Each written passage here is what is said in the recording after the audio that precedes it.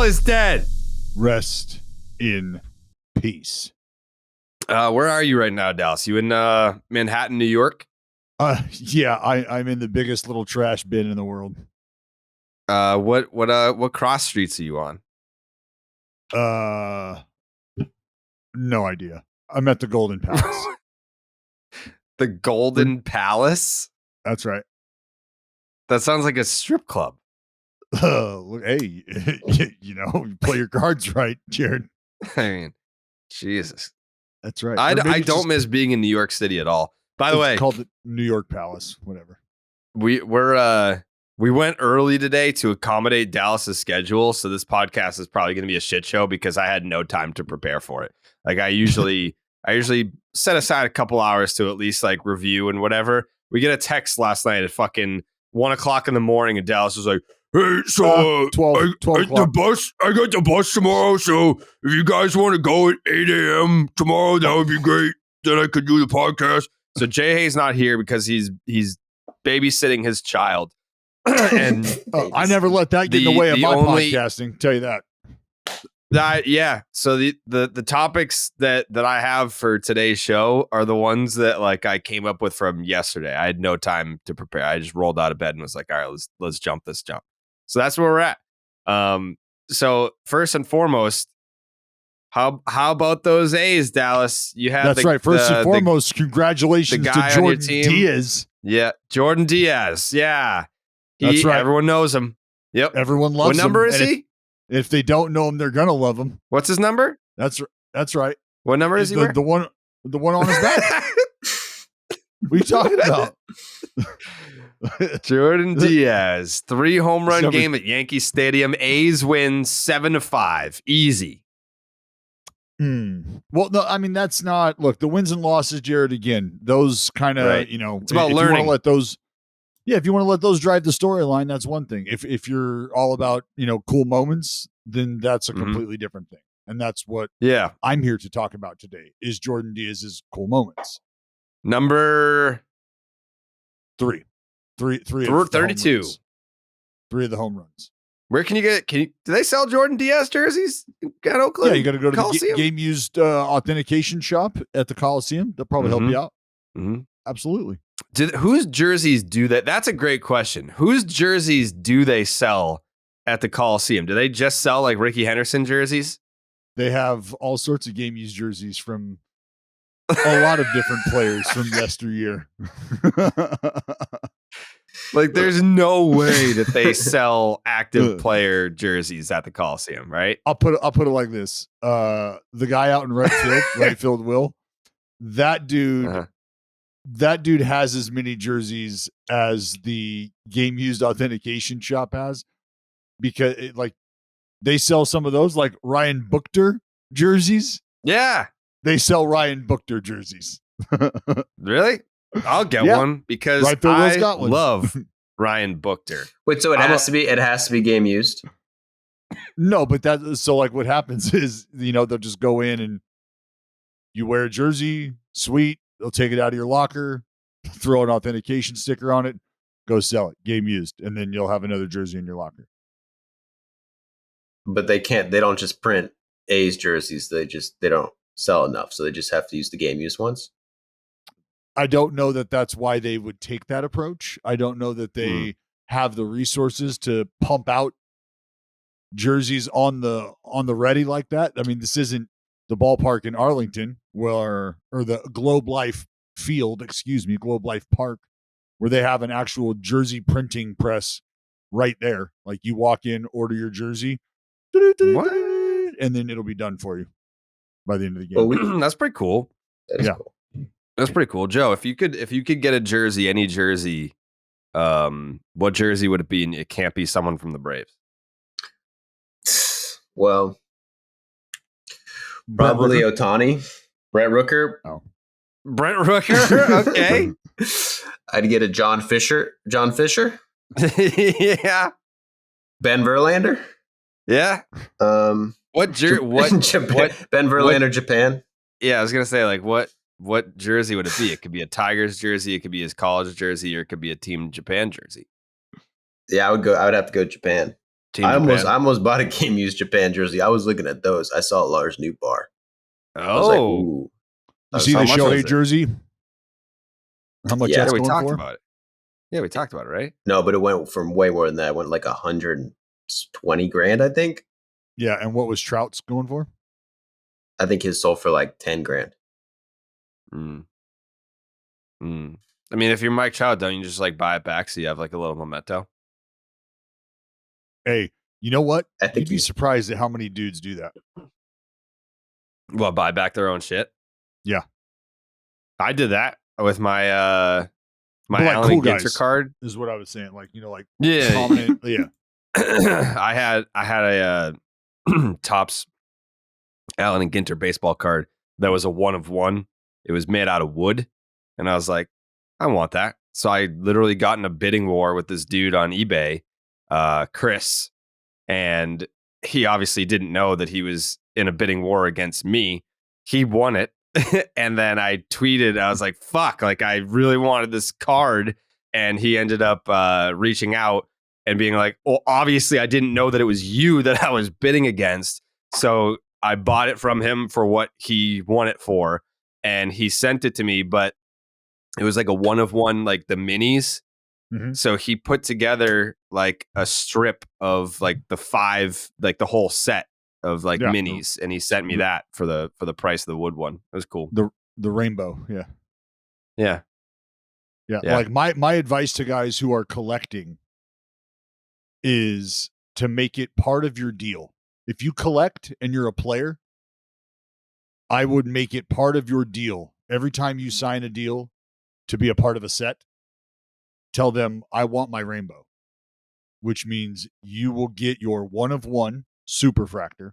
So, yeah, if people agree to this, if companies agree to do that, yeah, that means that nobody's getting a 1 of 1, but you get your 1 of 1, your 1 of 5, your 1 of 10, your 1 of 25, your 1 of 50, your 1 of 99, like whatever it goes to, like whatever the parallel set you're a part of, I would be negotiating that.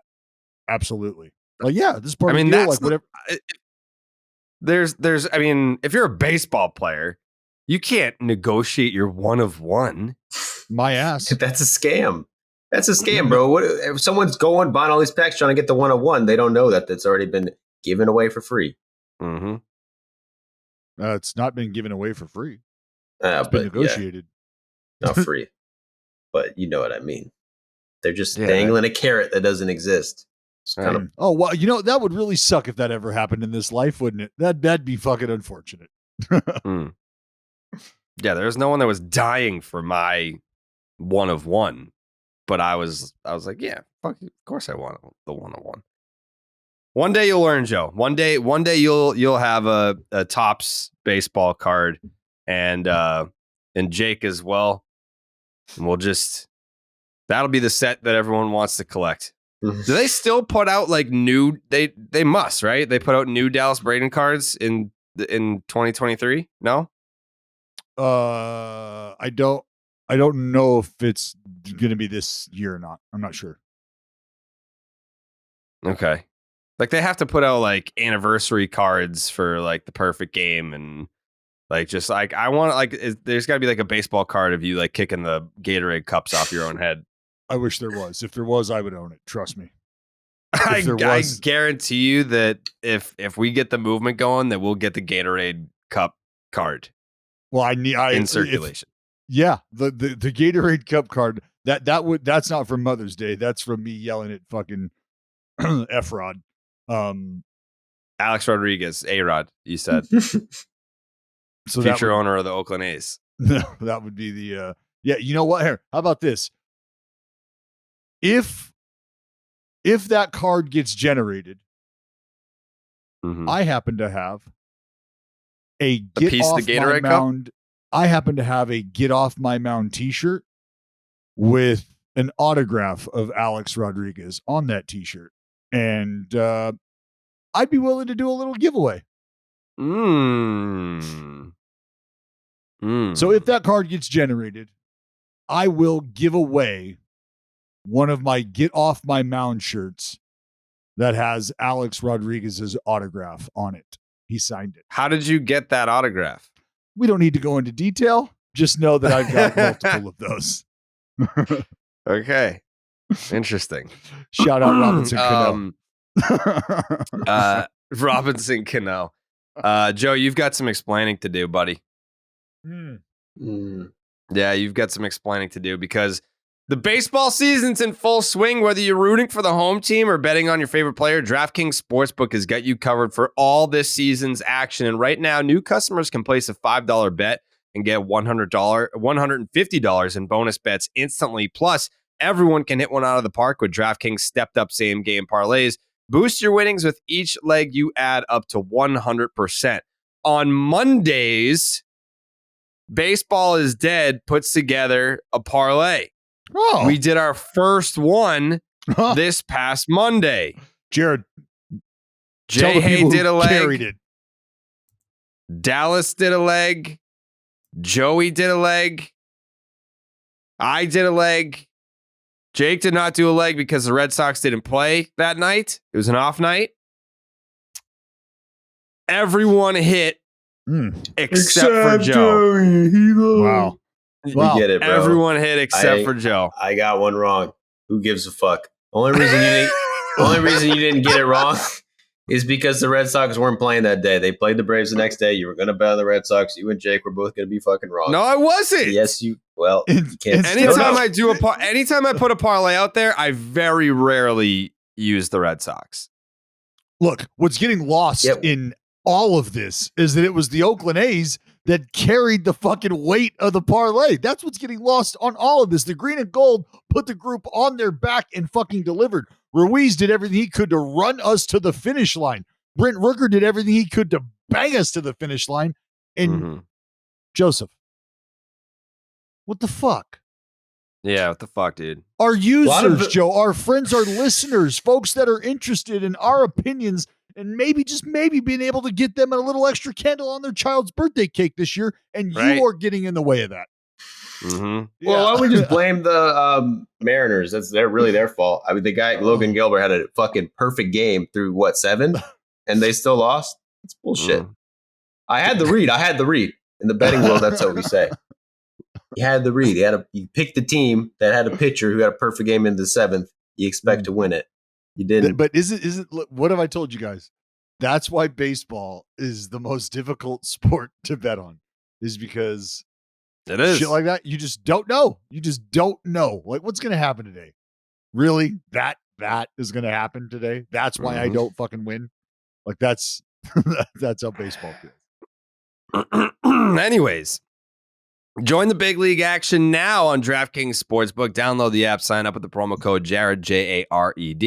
New customers can bet just $5 on any bet and get $150 in bonus bets instantly only at the DraftKings Sportsbook with the promo code Jared. Yeah, that was, I don't want to say unforgivable, but don't let it happen again. Don't let that shit happen again. If I lose another bet, I'll suspend myself because it's unacceptable. You're right. It is unacceptable. Only if you like, if especially if Jake participates and we go 4 for 5 and you're the leg that loses.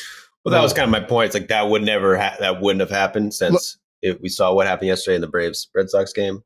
Probably would have bet the Red Sox. I don't know. Maybe Jake wouldn't have bet the Red Sox. We don't know. We don't know for sure. I think if I know Jake, I think he probably would have bet Masataka Yoshida to get a hit, but which he didn't. But that happened on Tuesday. I think he would have gotten a hit on Monday. You know what this parlay is going to do? What? This parlay is going to divide us. No.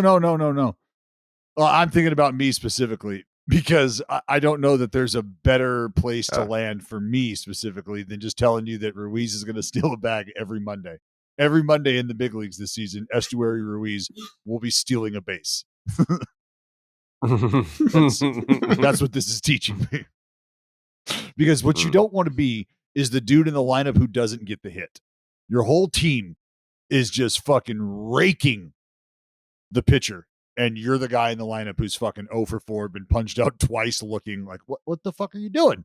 Nobody is fucking this up, Joe. Nobody's fucking this up. Everybody's got to read. Huh? We're communicating back into the This dugout. parlay could tear this podcast apart. Yeah, I'm just going to start betting. I'm just going to start betting whatever Dallas bets. That way we go down as a unit. You know, I don't like being singled out like this. I'm betting Ruiz stealing. Ruiz. Damn. All right. Well, good luck. Good luck next week. I hope that you do better.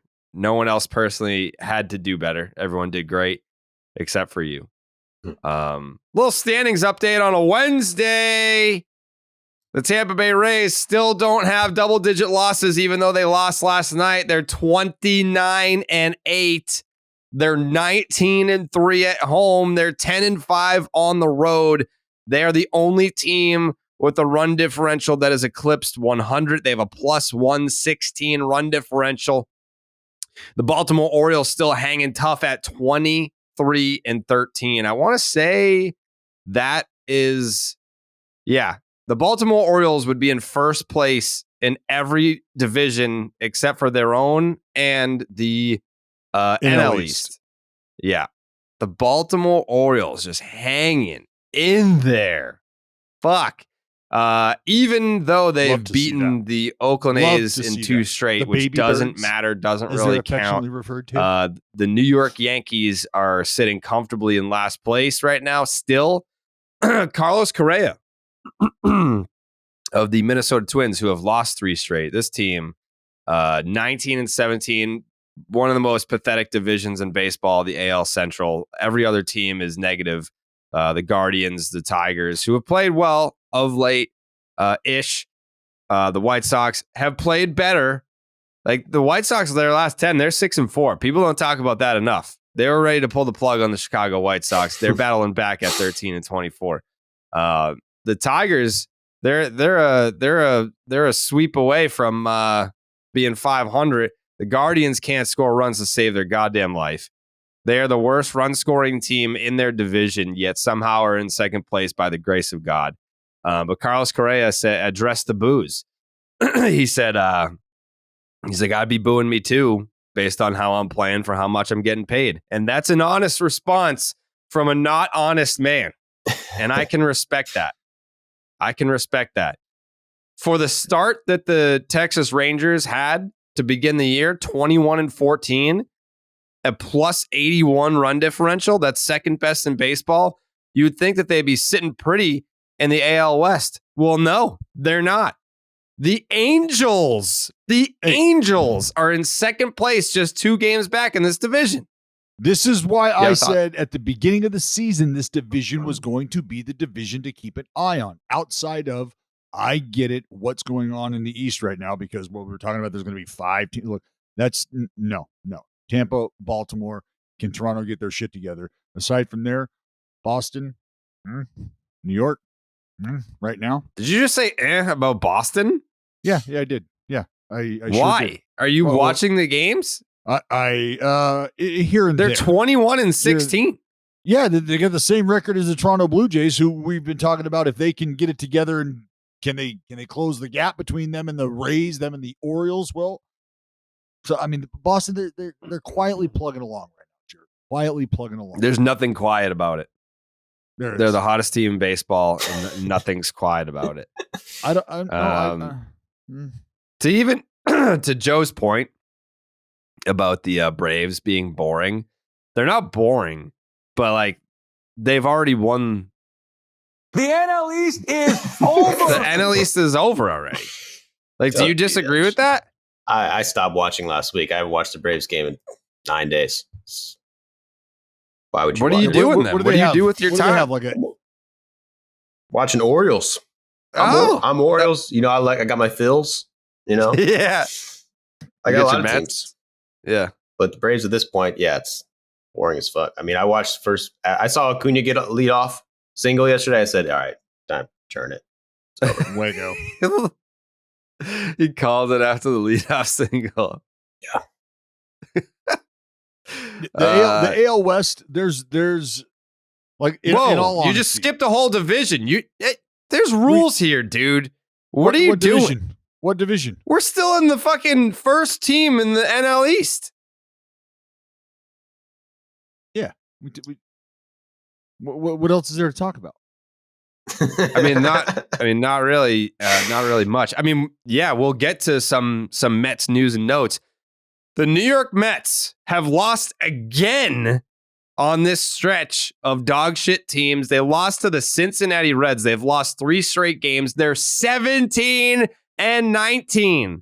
The Phils and the Mets have gotten off to nightmarish starts, 17-19. The both of them. They're 8 games back of the Atlanta Braves. And I guess let me ask you this, Dallas. Is it possible to start pressing in the second week of May? Like, how good the Braves are, does that make other teams perform worse because they're like, fuck, like we got to win tonight because we can't be 10 games back in May? Like, are how good the Braves are impacting the play of the other teams in the division?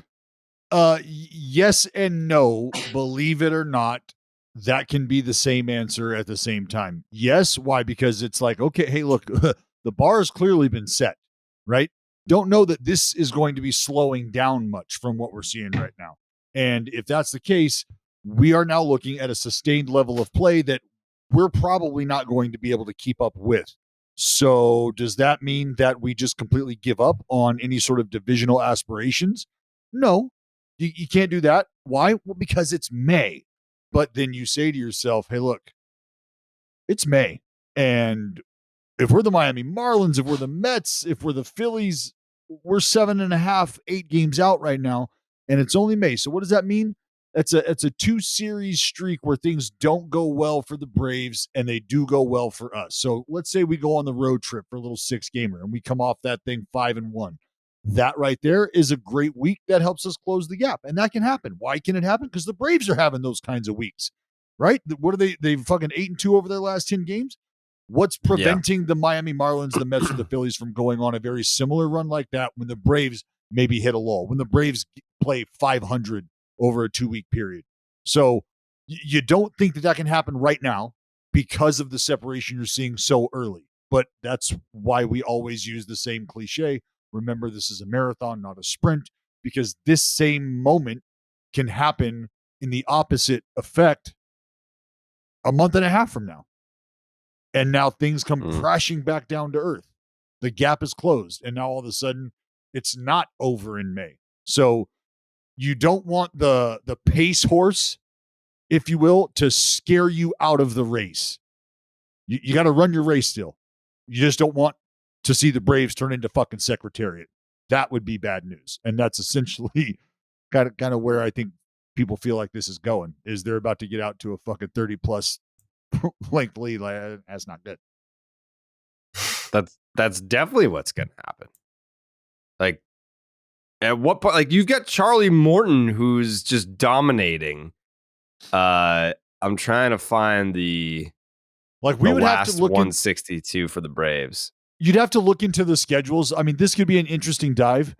And you're right. Like, if we had more time to prepare for this would be something that I think I would have done.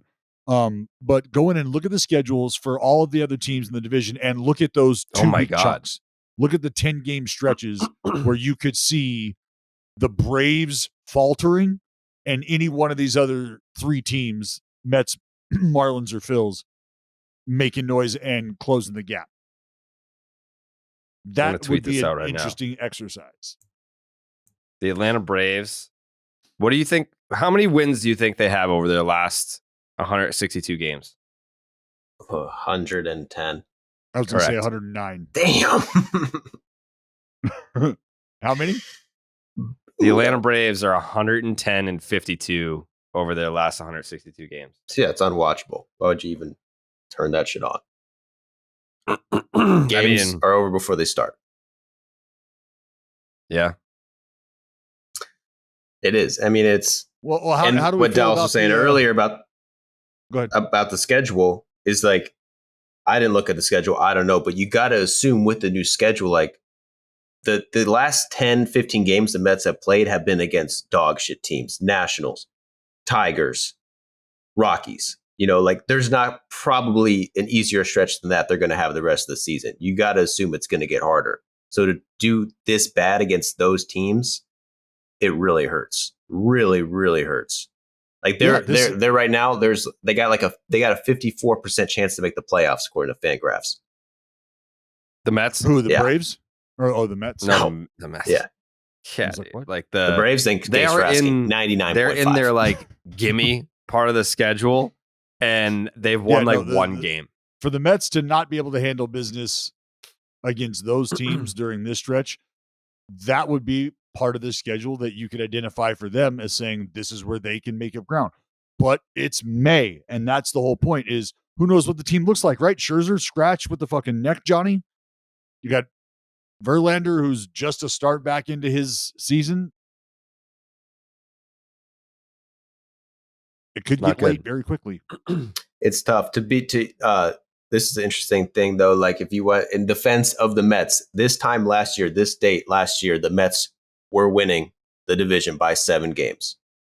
So it's about the same as where the Braves, where they're at right now. But you switch them, Braves ended up winning. Last year, this time, the division leaders this time last year were the Yankees, didn't win the division. The Twins didn't win the division. The Angels didn't win the division. The Mets didn't win the division. The Brewers didn't win the division. And the Dodgers. Well, go back to 19 when the fucking Nats won. What were they? 18 and 23 or whatever the fuck in the middle of May? Yeah. Like they were not good. A lot of time left. They were not good at all. And then a turnaround happened. And they're like, you know what? I think we're just going to play a little bit better from like here on out till their last game of the season. Did any of those teams have a 7.5 game lead or better? Over that? No. Just the Mets had a 7 game lead. All right, so close enough. But they're also the Mets. Yeah. And it's also like with the Scherzer stuff, like you got to be really worried about that. Like it's, I hate the Mets more than anybody, but to like see what's going on with Scherzer, like it's like I don't like to see that. Like I love Scherzer as much as I fucking hate the Mets. People might not believe it, but I do like Scherzer. To see him just continuously miss starts, and then when he is pitching, like he's done it past years where he's missed starts, but also been able to battle through. This year hasn't been that. Yeah, I don't want to see that happen to him in a Mets uniform because it almost feels like it's the Mets uniform that's going to do that to him. like just that bad luck type of vibe. Like, fuck, really? Like this had to happen with him in a Mets uniform? Like it just like the baseball gods can be fucking evil at times. Yeah. Evil. You're also tempting the baseball gods by saying, I want to play out my last couple holes here as a Met. And for $43 million. Yeah. I broke that down yesterday on Twitter. The Mets are paying Verlander and Scherzer $86 million this year. 2 pitchers. They have a 5 ERA, 5+. The Tampa Bay Rays entire pitching staff, 14 pitchers, $22 million. 1/4 every pitcher on their roster. And they have the best pitchers and the best staff in the league have a 2.9. I can't even I'm not going to compare anyone to the Rays. They're doing something different. They're doing something that we don't know what they're doing. And that's why you get teams like the Red Sox trying to get their nerds because they know what they're doing. They've got the Krabby Patty secret sauce, and I don't. They know what they're doing, and other teams know what they're doing. It's just a matter of do they? Because no one else is even fucking coming close to the success that they have with the resources that they have. There's certain levels of what teams are willing to do. You need the resources to be able to do some of these things as well. But when you listen to what Joey just said, the main resource seems to be one that everybody has, which is money. You mean to tell me the Tampa Bay Rays are the only team in baseball that can identify quality and productive arms at that pay scale? They're the only teams. Yes. And that's just who else does it? No, it's what they're willing to do, what they're not willing to do. That is the difference. That is the difference. Put it like this, man. There's a lot of guys that end up in that organization that never get to the big leagues because of what's being asked and told of them in an effort to get to the big leagues. And then when they get to the big leagues and things don't work out early, or maybe there's some physical issues that take place, roll in the next dude. Roll in the next dude. I don't know. I would love to see a case study on how they go about their business, because it obviously starts at the lowest levels. Like, they have had a plan in place for a long time. Like, this isn't just something where a light bulb goes off and one executive is like, all right, we're going to start doing it this way. And then 2 months later, they're churning out all these fantastic pitchers that do all kinds of crazy shit. It is something that they put in place a long time ago, and they've essentially created this conveyor belt of talent that they've just been churning out guys for years now. But it took a long time to get there. What they do better than just about every organization is the continuity of the messaging. What you're hearing in A-ball to get you to the big leagues is what you hear in AA. It's what you do in AAA. The continuity of the messaging, because sometimes that's not the case as you work your way through the minor league system to the big leagues. You might get bits of info here, bits of info there, asking you to do one thing at this level, asking you to do something different at this level, and there might not be a ton of communication between everybody in charge. Well, this entire organization is on the same page when it comes to that stuff. The exact same page. And it's from the lowest level of the minor leagues all the way up to the big leagues. That's something that a lot of organizations struggle to do. So when we're going through scouting reports in A-ball, is that the same as when you get to AA? Maybe you have more resources for you in AA. Is that the same as AAA? So that's the difference between what they do and a lot of other teams do. The continuity of the messaging and the preparation is very similar every step of the way. That can't be said for every organization. It's insane, because if you look at their pitching, they lead in every pitching category, and they have 3 starters. Mm-hmm. 3 starters right now, according to Roster Resource. I don't know what they're doing to make up for that. And they also have Shane Baz injured, out for the season, Tyler Glasnow injured, and Jeffrey Springs injured. Like, 3 of the guys who were supposed to be the guys injured doesn't fucking matter. And if you their strategy, if you watch their bullpen, every guy comes out of the bullpen throws like no one's ever thrown before. Like, they invented, like, their arm angle is like, it's insane. They're weirdos. Well, how long? That's why I've been saying this for forever, right? And then they came out with it, like they have a fucking shirt that has all of their pitchers' arm angles, and the idea is executing and working like a clock. And back to the continuity of messaging. You know what you do well, or at least you know what they think you do well when you are in A-ball. So imagine getting to spring training and having a profile put together on you and you being explained to and told, this is what we need you to do, right?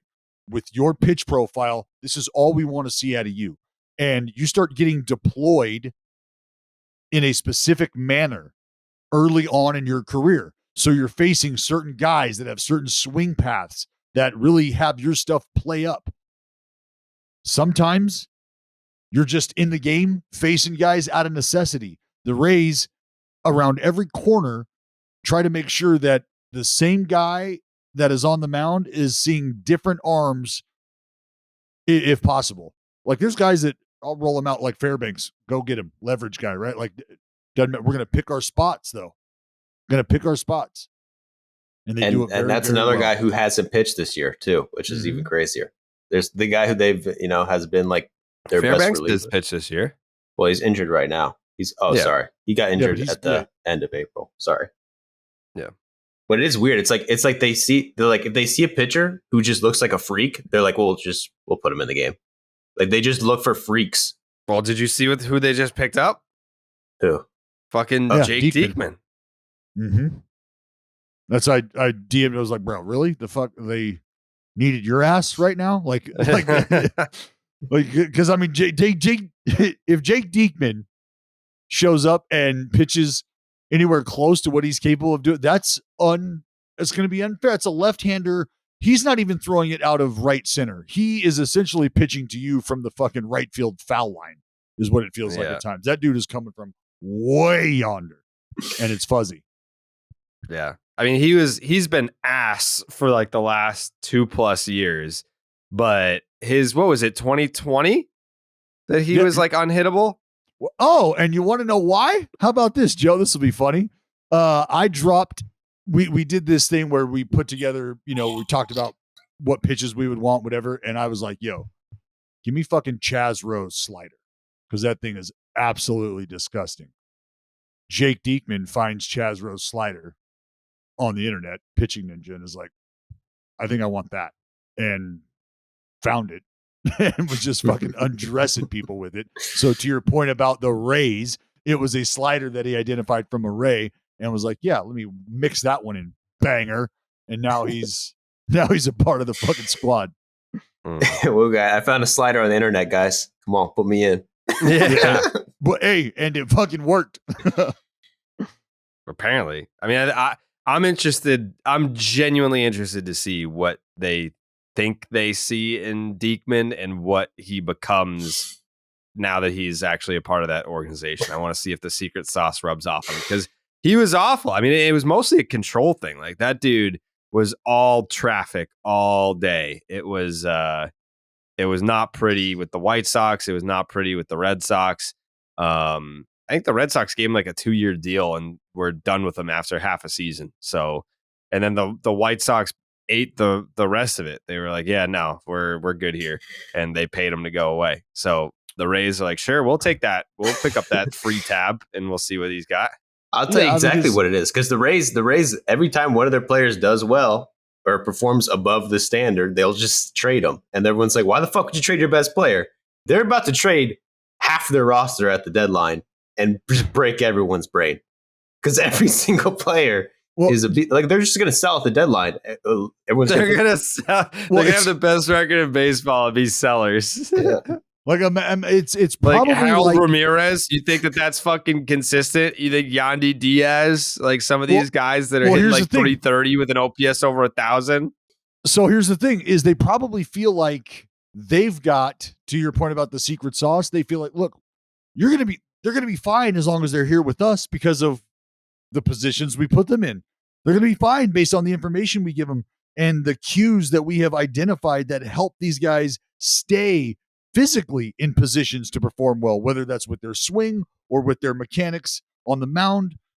But if they go somewhere else, we know that they don't have the resources that they have here, and they're going to struggle trying to get back on track, because that is a real thing, my friend.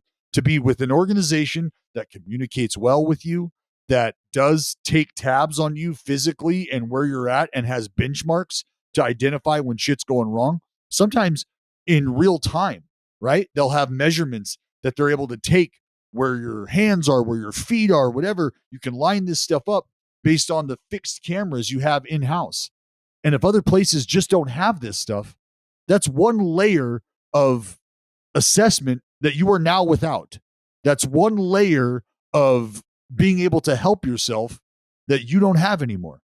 And if you go somewhere else and you don't have that, it might take a little while to get back to what you were doing when you were in the place that was able to tell you, hey, elbow right now, just a little lower than it is typically when we are able to get to this spin rate on our slider. Our extension right now, we're not as far out there as we typically are. So next half inning, let's think about that, right? Well, if you don't have those tools, we're not having those conversations. I'm just looking at you going, fucking get it down, man. I don't know what to tell you right now. Don't suck. Bend your back. So that's real. Yeah. Well, I didn't even think about that. That's a really good point by Joe, because I think that we probably will see a trade or two where we're like, wait, what? Why did they do that? And it'll just work out, because it always does, until they get to the postseason. Like they'll far and away have the best regular season record. I think that's a lock. But yeah, I don't know. Is like, before we move on from the Rays talk that I didn't even think we were going to land on here, we were just doing the standings update.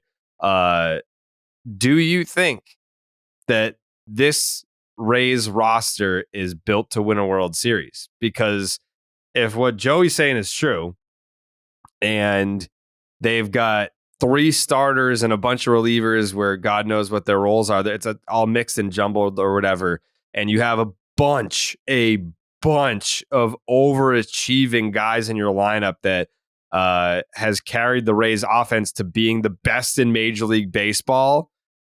I'm not going to ask you if it's sustainable, because the answer is no. Like what they're doing offensively is not sustainable. But do you think that their roster as it exists right now is capable of winning a World Series title?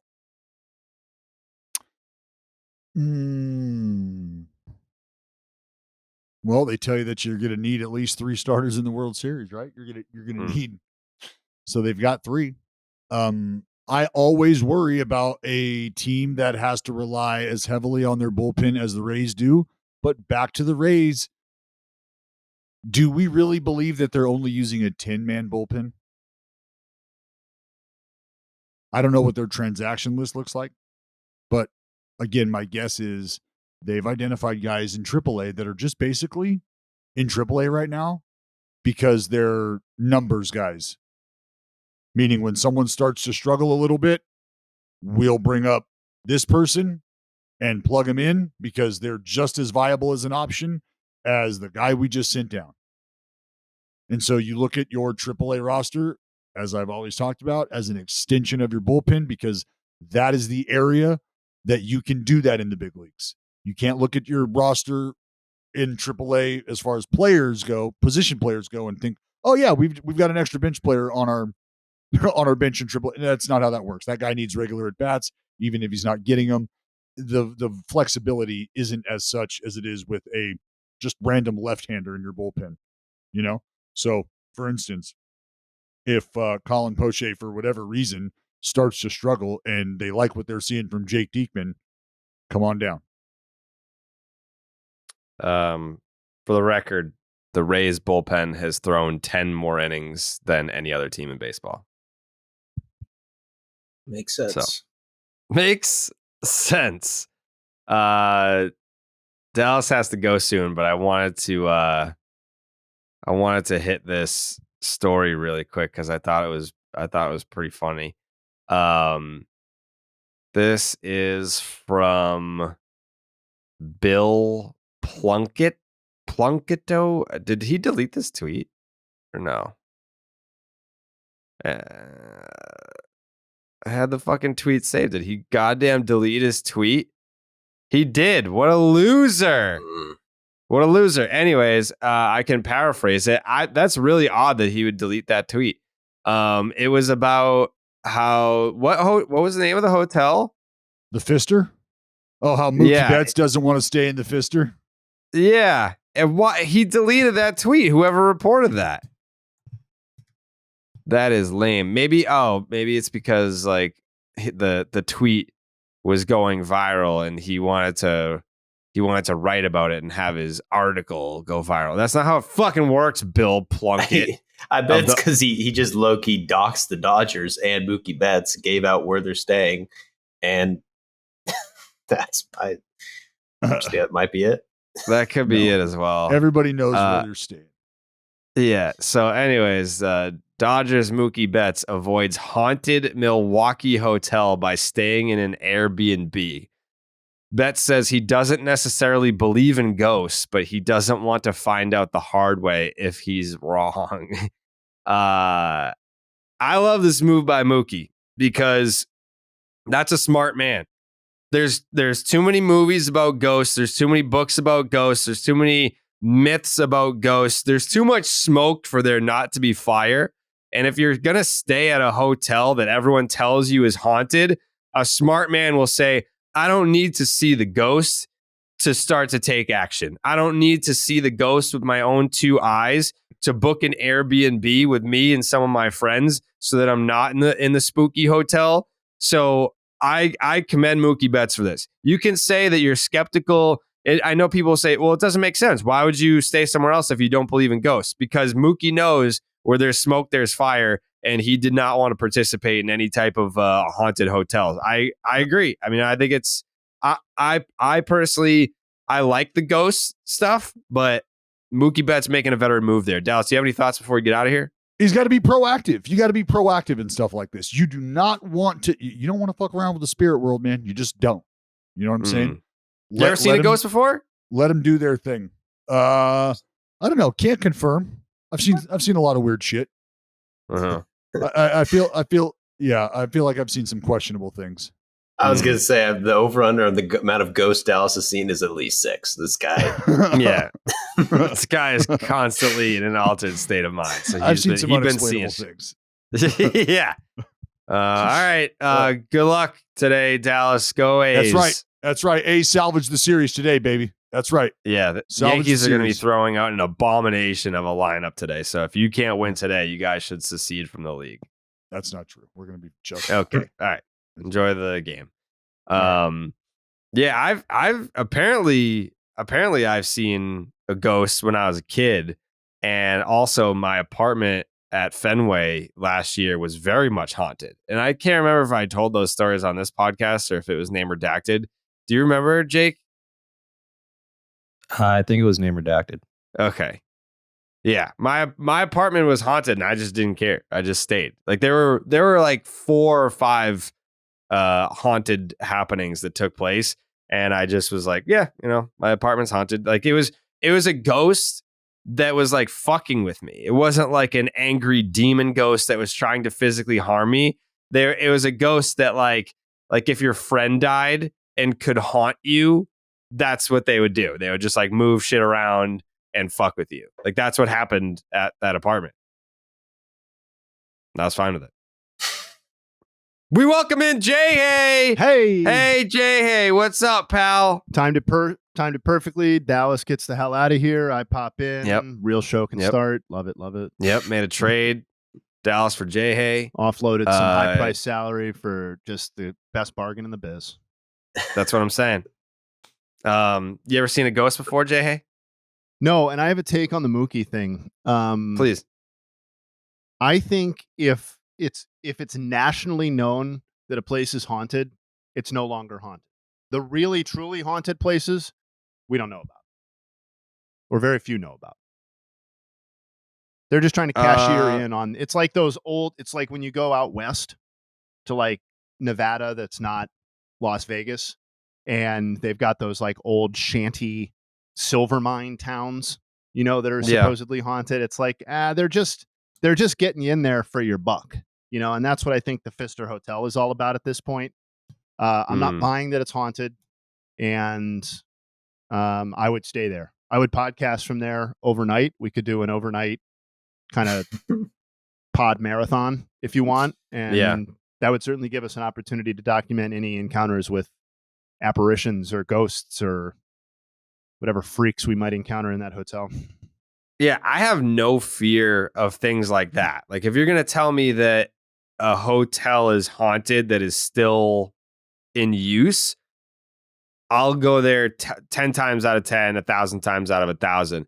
But where there becomes like actual, I don't want to say fear, but caution would be, oh, we're going to go to this old mental hospital at midnight. Are you coming? And like, well, there might be a fucking crackhead in there on meth that stabs you in the throat because they think that you're trying to kill them. It's like there's real danger in places like that. Sure, but that's not a meth user camping out somewhere is not haunted, right? No, but I'm saying at least like, not in the traditional sense. I would be afraid of real life things in a Okay. place like that. Okay. But it's like this hotel is up and running. So like, no, I'm not afraid of like a ghost that would come in here. I totally understand your concern. I'm afraid of the dark. Yeah. So yeah, as someone who has lived amongst ghosts and didn't complain, didn't care, like multiple ghost happenings. Like, so I'll explain because someone actually asked on Twitter, like, what happened? It was the first week that I was there, and I'm trying to explain it the best way that I can. So if you walk into my bathroom, it was rectangular shaped, the long way left to right. So the door was on the right-hand side. If you walk in the bathroom, to your left is like the sink area, and then on the far end is the toilet. this sounds haunted. and there was a toilet paper roll that if you're sitting on the toilet is to your right, connected to the sink area. The toilet paper was on the floor to the right of the sink area where the door is. So that would have to mean that the toilet paper came off the roll, went down the bathroom, and then took a right. It just physically was not possible. And no one had been in my apartment. So that was the first thing. There was another night where a couple of buddies of mine were over and we were just like watching baseball, and they went to go leave, and I started like shutting all the lights off. I was getting ready to go to bed, and I kept had been there for like a couple of months at that point, but I didn't know what all the light switches were and what they meant. So I was like looking out at the deck, and I kept flicking these switches. I was like, why won't the deck light go off? And then I went in my bedroom, and there's a light switch in the bedroom, and I flicked that off, and that was the light to the deck. No one had been in my bedroom. No one was in my bedroom at any point, and that was the only light switch that goes to the deck.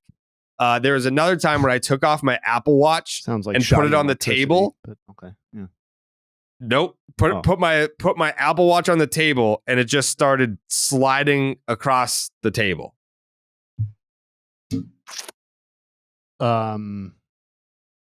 That to me is more likely to be high level surveillance than I was thinking the same thing. Dude. Yeah, than your place Surveillance. being haunted. Yeah, like that Apple's like got their talons in you, basically. Well, Or the government yeah. via Apple. I don't know. They're probably listening right now. I would assume they are. they're definitely listening right It's now. the goddamn betting commission, dude. They're trying to catch you doing some shady betting shit. Yeah, they're Mhm. dude, they're all over people. Oh yeah, by the way, Jay, hey, do you have any comments about Joey ruining our parlay? Well, I'm going to take the long view because I want this parlay venture to be successful, and I think it would be bad form to come down too hard on starting out 0 for 1. So I have confidence in Joey's acumen, and I think this is going to be very, very successful. 3 out of 4 in You the first think one. so? You should get some money for that. Yeah, I agree. Hopefully, some I people agree. were following live and maybe cashed out if they offered that option. Yeah. Would love to hear. It's like Keno. Like if you play like a 12 spot, you still get money if you hit 7 or something like that. And we're doing that once per week. Is that the deal? Every Monday. Okay. Yeah. Every Monday we'll formulate the parlay on the podcast. Jake will be involved moving forward. We just kind of happened to debut on a Red Sox off day. So Jake, maybe you can't tell me yet, but is your element always going to be Red Sox focused? It'll probably usually have something to do with the Red Sox. Yeah. Nice. All right. It's not quite. Knowing Jake, it's really more about where the value is. It's not really about Yeah. picking one team. It's kind of looking at the field objectively and picking where the value is. But it could be the Red Sox a lot. So there's always value in the Sox. I think there's always value in the Sox.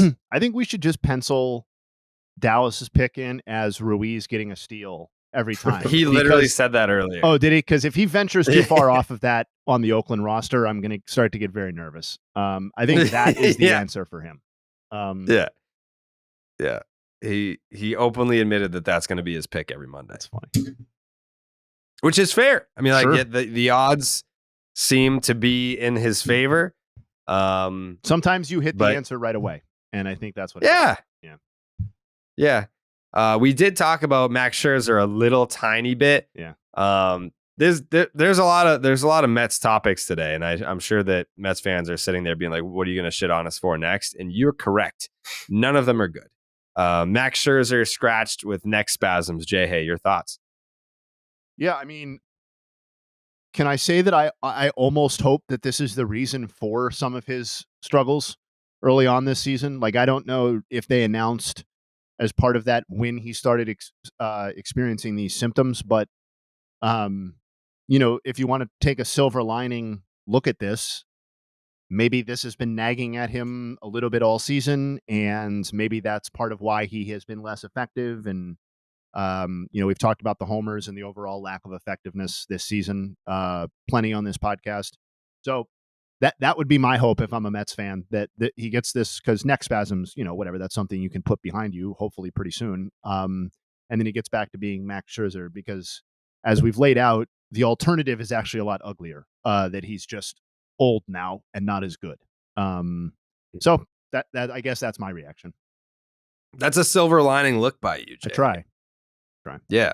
That, and you know what? I mean, I've been pretty sober about the whole Scherzer thing. I've laid out the bad numbers on a couple of podcasts as they've gotten worse. So I'm not trying to be Pollyanna-ish about this, but I do think that's a possible angle. None of us made that connection. None of us were like, hey, maybe these neck spasms didn't just pop up out of nowhere.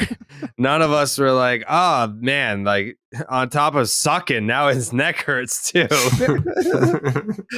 So it is entirely possible that the neck spasms or issues have been plaguing him prior to us finding out about it. That is entirely possible, Jay. Hey, thank you for bringing that perspective. The NL East is over. I think one of the other things that we didn't hit on in our last episode that does deserve some attention is Matt Harvey retired. Yeah, I'm glad you're bringing this up, actually. Yeah, so Matt Harvey is 30. I don't think he's older than me. Matt Harvey, he's my age. Okay, so he's 34. Once upon a time, Matt Harvey went by a nickname of the Dark Knight, and he was a 24-year-old spry whippersnapper that came up in the Mets organization. And in that season of 2013, he threw 178 and a third innings with a 201 FIP to lead the league. Finished fourth for Cy Young, had a 2.27 ERA and 191 strikeouts, good for a 9.6 strikeouts per nine with an 0.93 whip. And this would be, in his first full season in the big leagues, his only All-Star appearance. And that's not to say that he wouldn't be good in a season again. No, because he did miss the entire 2014 season. What was that? The thoracic whatever outlet syndrome? No, that was wasn't that Tommy John?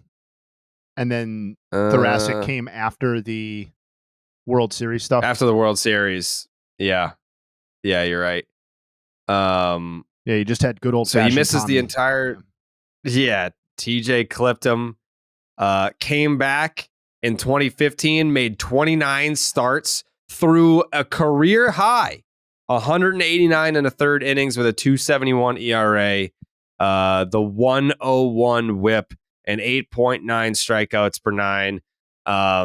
This season was also very much worthy of All-Star consideration. No Cy Young votes this year, no All-Star selection. But this was the year that the New York Mets went to the postseason, ended up in the World Series, and Matt Harvey,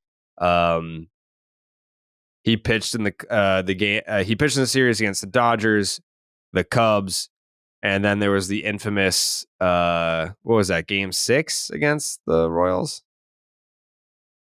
Or no, did they win in 5?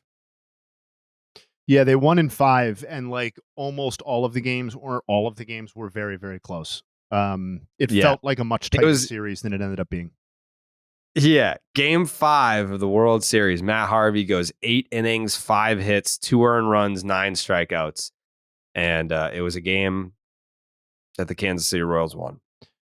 But this was the Noah Syndergaard, Jacob deGrom, Steven Matz, Matt Harvey rotation. Like this was the rotation that was supposed to win not 1, not 2, not 3, multiple championships with the New York. And looking back on it, it is kind of crazy that was their one run, was 2015. with all those guys for as good as they were, for as good as they. I guess it's not even like they had to wait for them all to hit at the same time. I mean, I would say like their peak years. I don't think they were ever hit at the staggered. same time. Yeah. Yeah, their peak years were definitely staggered. But 2015, it's not like some guys we didn't understand how good they could be by that point. I don't know. I have very mixed emotions all over the place on Harvey. I just, he came up at a time that was like very formative in terms of like my professional baseball fandom and like working in and around baseball. And I just like strikeouts have exploded in a way since Harvey came up, where I think looking at his box score does not do him justice on how dominant he was when he came up. Like you said, 9.6 K per nine. I was like, damn, that sounds so underwhelming now. Like, you can't even sniff the top 10 in the league at a strikeout per nine. But like that year, he was sixth in all of baseball among qualified starters. It was exactly what Jose Fernandez was doing. You know what I mean? So like the nastiest of the nasty back then weren't striking out 12 or 13 guys per game for the most part. But like he came up, and I've told this before, but I saw him in Strasburg pitch live at City when like Strasburg was at kind of the peak of his powers and stuff like that. And what stood out to me was how much nastier and how much more pop the ball had coming out of Harvey's hand than it did Strasburg's, to my like amateur eye and ear. And I just really, in a way that basically nobody has been for me since, he was appointment television. I structured days around when Matt Harvey was going to pitch. If it was during the day, I made sure I was in front of my TV. And I'm not a Mets fan, as most of the people listening to this probably know. And then the other side of it is that, as his public reputation kind of became worse and worse, or like, party boy or irresponsible off the field or whatever it might have been. And I don't want to get into that too much, but what I think is interesting is who we give credit to for sacrificing for the team and who we kind of just brush aside on that kind of stuff. And no matter what you think about Matt Harvey, what he did for the 2015 Mets to try and push them to a World Series should be commended and should be elevated, because, as you noted, he was just coming off of Tommy John surgery. And for him to go and not only throw, 189 innings during the regular season, but to then go into the postseason and throw, another 26 and 2/3 innings. So we're talking about easily setting a career high, which nobody would do now coming in the first season, coming off of Tommy John and what's supposed to be the prime of your career. And he was never the same after that. And while none of us here are doctors, I think we would be naive to suggest that did not have an impact on his ability to stay healthy and effective for the rest of his career. And they didn't win, so it's not exalted in the way that it might have been.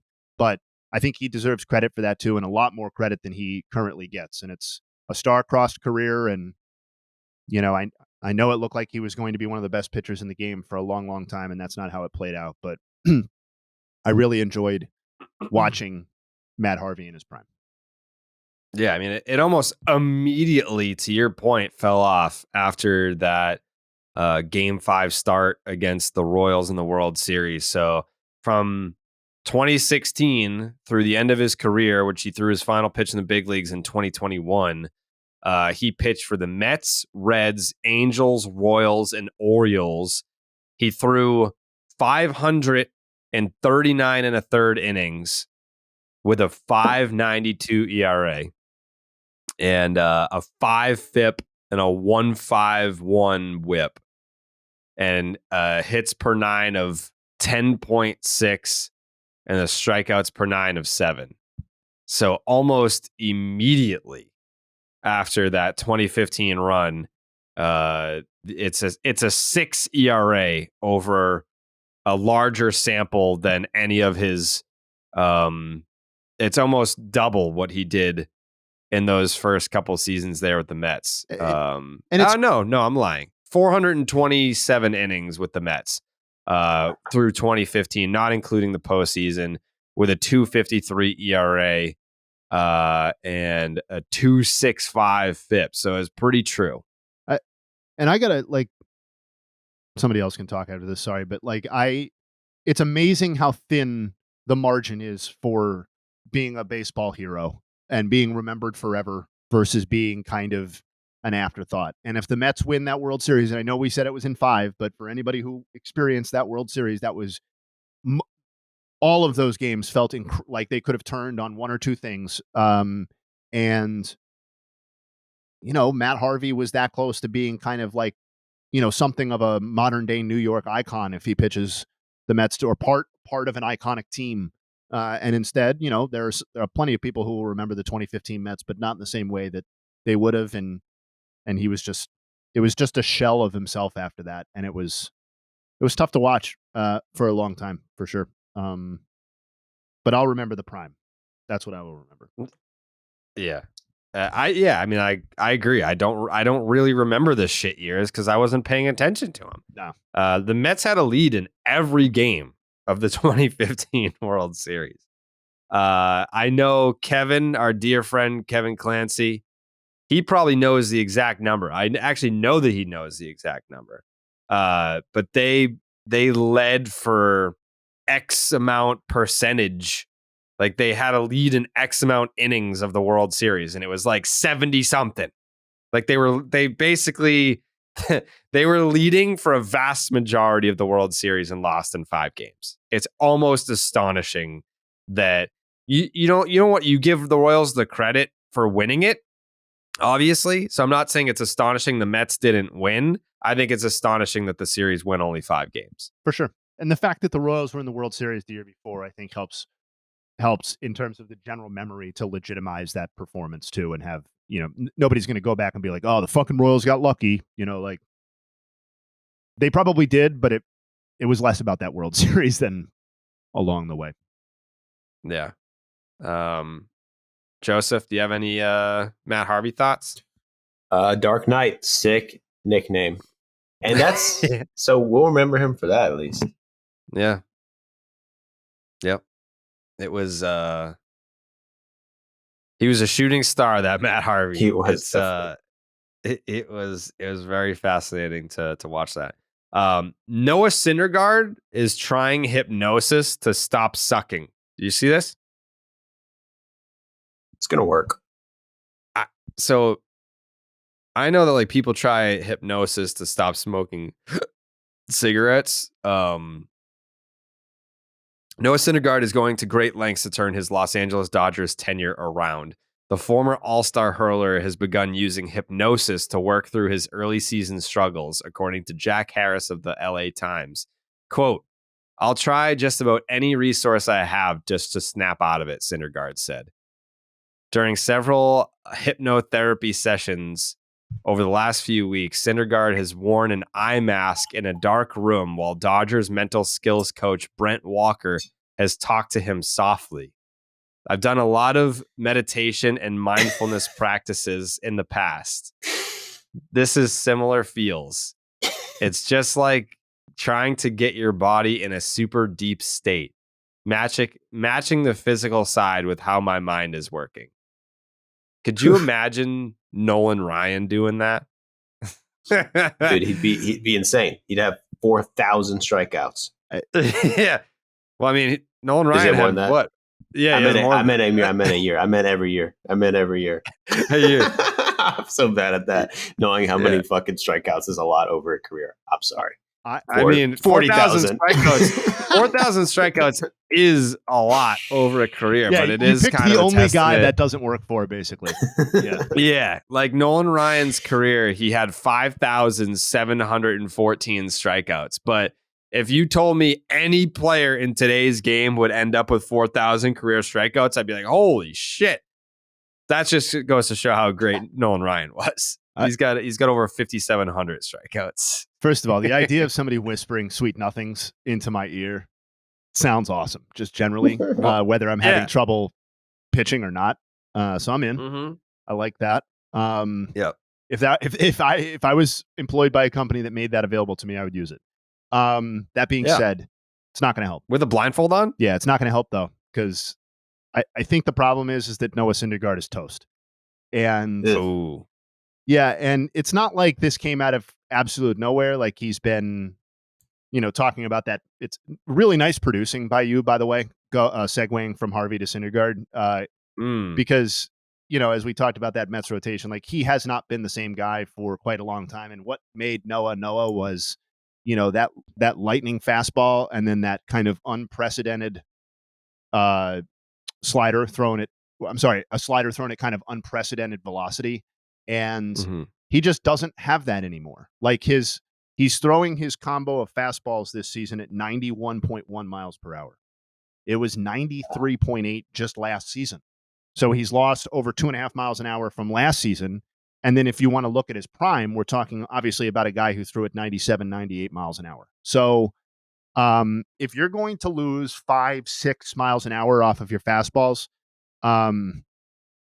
there's no amount of whispering in your ear that's going to bring that back. Unfortunately, it's not really a mental thing. It's a physical thing, I would guess. So that's where my main concern would be. And how is that manifesting itself? Like he just cannot get swings and misses anymore. He just can't do it. And he's not walking anybody. His walk rate's elite, but in his prime, he struck out 29% of batters. He's striking out 14% of batters this year. It's just not going to work. no. And he's getting hit too. Very like hard. it's not just yeah, like it's there's a lot of traffic. The walks aren't terrible. I mean, No, like it's the great. walks are kind of they're below career average. He's got a 1.4 walks per 9. His career mark is 2.1. But he's getting hit hard. He's given up 41 hits in 32 and a third innings. The hits per 9 is 11.4. The career mark is 8.6. So yeah, and he's not striking guys out at all. No. The career mark is 9.1, and he's got a strikeouts per 9 of 5.8. So yeah, you start getting hit around like that. You're not getting swings and misses. No one's fooled by anything that you're throwing up there. The ERA this year is over 6. He's made 7 starts, given up 5 bombs. It's not good for Noah Syndergaard. And he is, by the way, I know that it sounds like he's been in the league for a long, long time. And he's approaching a couple of years. If he makes the service time, he'll have the 10 years service time. But he's only 30. He came into the league as a 22-year-old.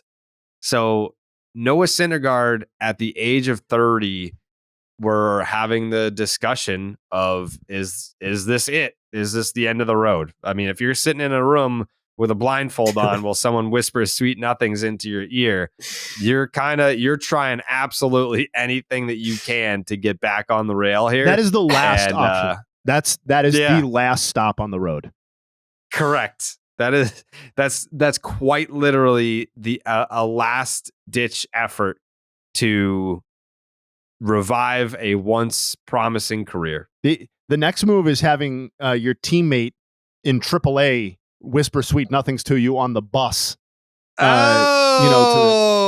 Shit. Actually, no, we know Noah will never do that because the guy he's going to be one of those people when we look back in like 15 years, we'll be like, Noah Syndergaard made how much money?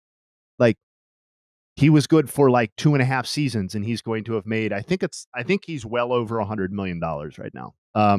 Despite never having outrageous. Yeah. Despite never having signed like a single massive deal. 63.5 million. Really? Yeah. Still a lot. Still a lot of money. Not bad.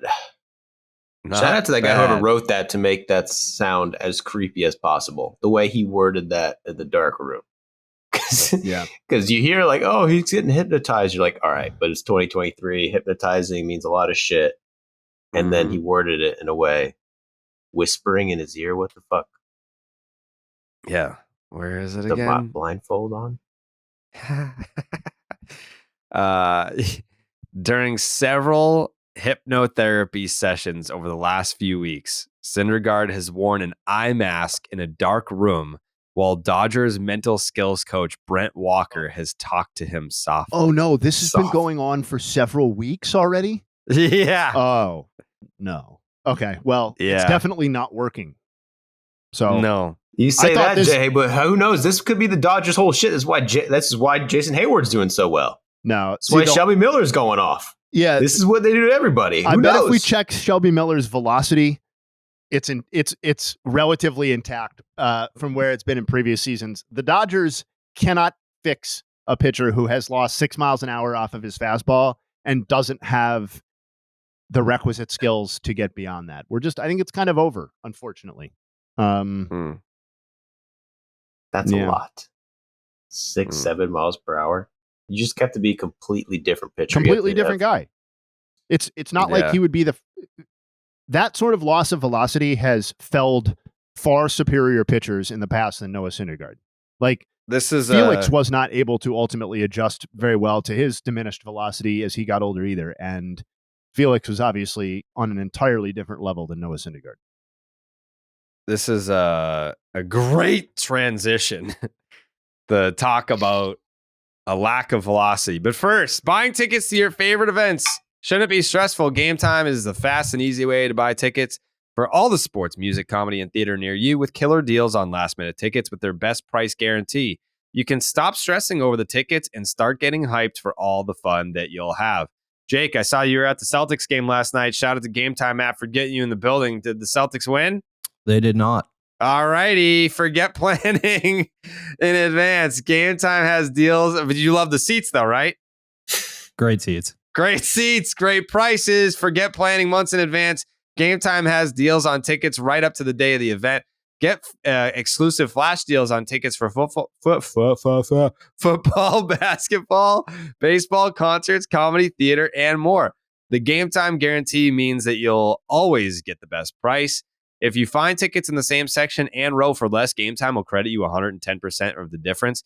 Get images of your seat before you buy so you know exactly what to expect when you arrive. Buy tickets in a matter of seconds, 2 taps, and you're ready to go. Tickets get sent directly to your phone so you never have to dig through your email. Snag the tickets without the stress with Game Time. Download the Game Time app, create an account, use the promo code JARED, that is JARED, to get $20 off your first purchase. Terms apply. Again, create an account, use the promo code JARED for $20 off your first purchase. Download the Game Time app today. Last minute tickets, lowest price guaranteed. So it was an interesting conversation that you guys were just having about the dip in velocity. And Jack Flaherty, after last night's Cardinals victory, by the way, Cards won again, by the way. That's 3 straight for them. Are they back? I don't know. They could be back.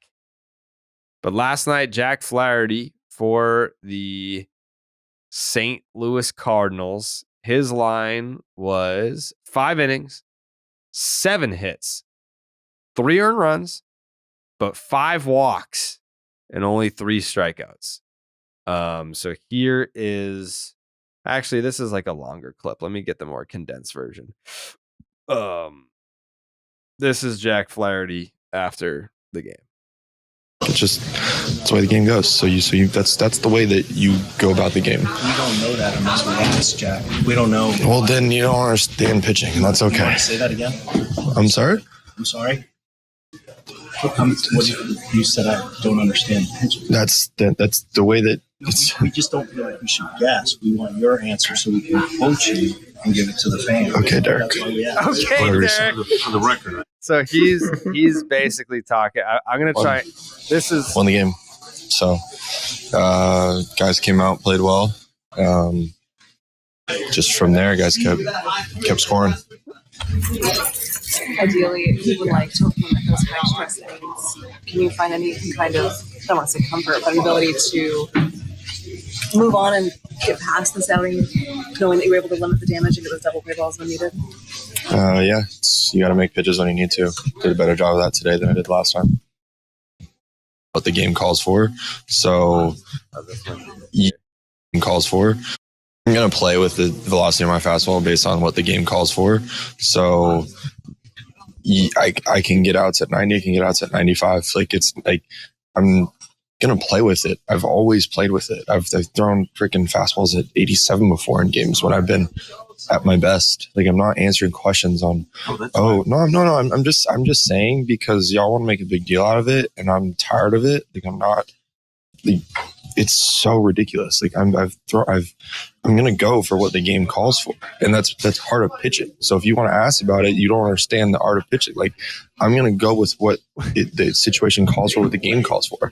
But you have to manage pitch counts. You have to manage the way that the game goes. Like, there's certain times where you up it and you're going to start seeing 4, 5, 6. And there's certain times you might be able to be like, okay, here, situation calls for it, you bump it back up. It's the way the game goes. So that's the way that you go about the game. We don't know that unless we ask, Jack. We don't know. Well, then you don't understand pitching. That's okay. You want to say that again? I'm sorry? I'm sorry. You said I don't understand pitching. That's the way that we just don't feel like we should guess. We want your answer so we can quote you and give it to the fan. Okay, Derek. That's why we ask. Whatever you say. For the record, I asked that because in the broadcast they were saying there are times when a pitcher will throw at a certain velocity with a fastball for certain reason. They were discussing. That's why I asked. I appreciate it, Jim. I appreciate it. Yeah. You just play with it the way that the game goes. There's certain times you up your velocity, and there's certain times that you can play with it. If you got enough feel for it, you can play for it with it. Kind of like certain situations there, you go ahead and pitch around certain guys. I mean, I've been dinged up by lefties all year, so I'm going to pitch them a little bit tougher in a day like today to maybe get to that righty in some of those situations. Yeah. You've gotten more double. So what are we doing? What are we doing? He didn't love being asked about his fastball velocity. No. I get. I'm losing track of all the people that Jack Flaherty gets to blame for not being effective. Because I thought did he publicly blame Wilson Contreras? No, but it got out that he was part of the meeting with Wainwright and others as to that resulted in Wilson Contreras ultimately being moved off of catcher. And so my interpretation of that is that Jack Flaherty has not been happy with Wilson Contreras' work behind the plate either. And to me, this start did nothing but totally reinforce the fact that this is much more about Jack Flaherty and his very quickly losing effectiveness than it is anything to do with Wilson Contreras and his pitch calling. To me, that's such fucking bullshit. Like, what? Yeah, I mean, what do we?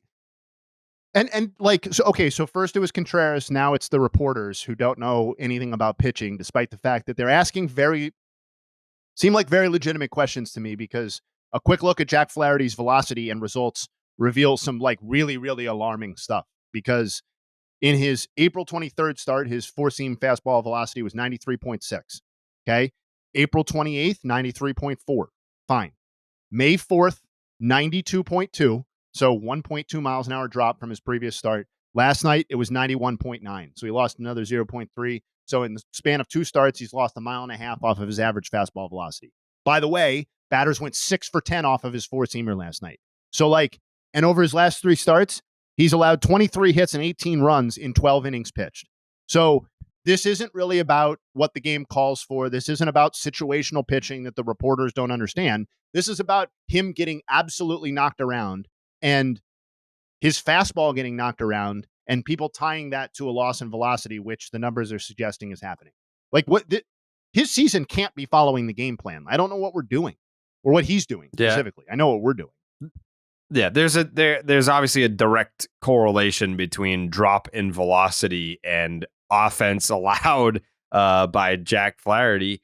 And yeah, it's an odd situation to get frustrated. Like, I understand being frustrated. For sure. If you're a professional athlete and you're a guy that can throw 95, 96 miles an hour, and then start by start, you're seeing 1 mile an hour down, 1 mile an hour down. You're probably sitting there thinking, like, what the fuck's going on? Or maybe he does know what's going on. Maybe the answer is similar to, no one is asking Nolan Arenado these questions over in St. Louis, but I feel like there's a chance maybe he's playing hurt, where it's like, all right, yeah, like, we suck right now. Like, I need to be out there. Like, I feel like that's definitely what's going on with Nolan Arenado. When, he's having a very off season for what we're used to seeing from him. But, there's the injury back at the World Baseball Classic. It makes too much sense. So I feel like there's almost like this pressure there to be like, all right, I got to step up. Like are you hurt or are you injured? Can I take the ball today? Yes. Okay.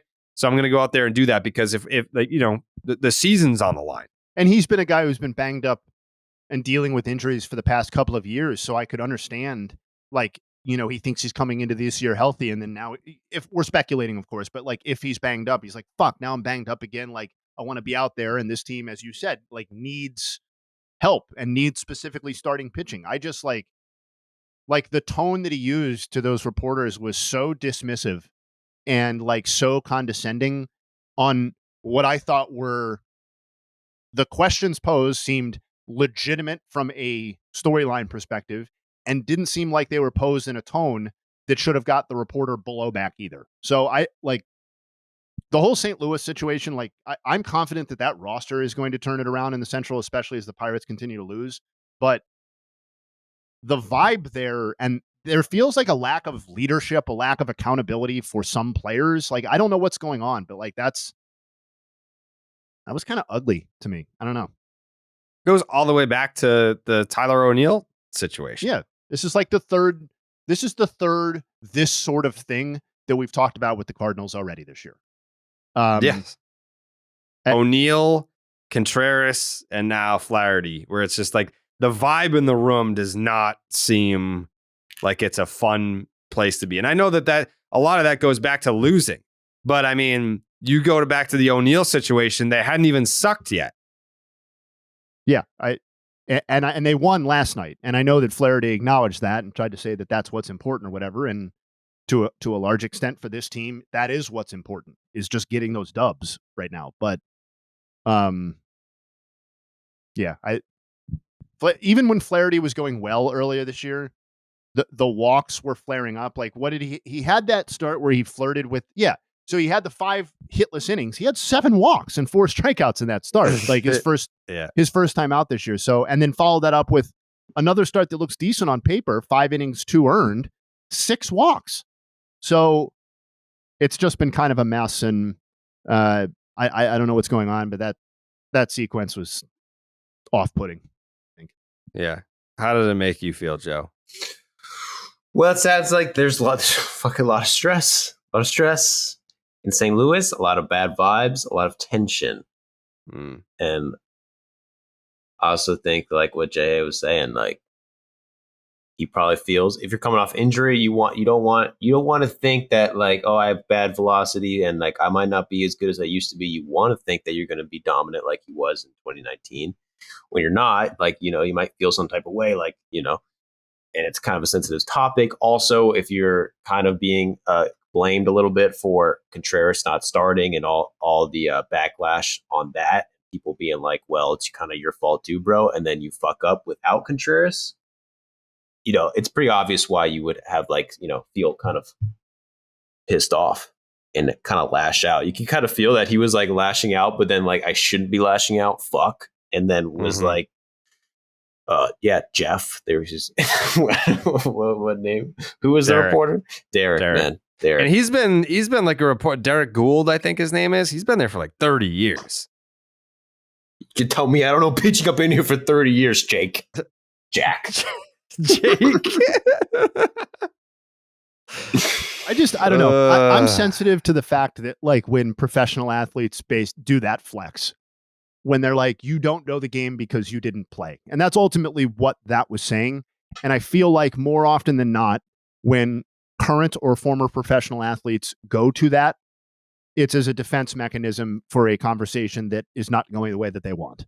And that they don't necessarily have any points or counterpoints or data points to counter what's being said by the other person. And so it's well, you didn't play.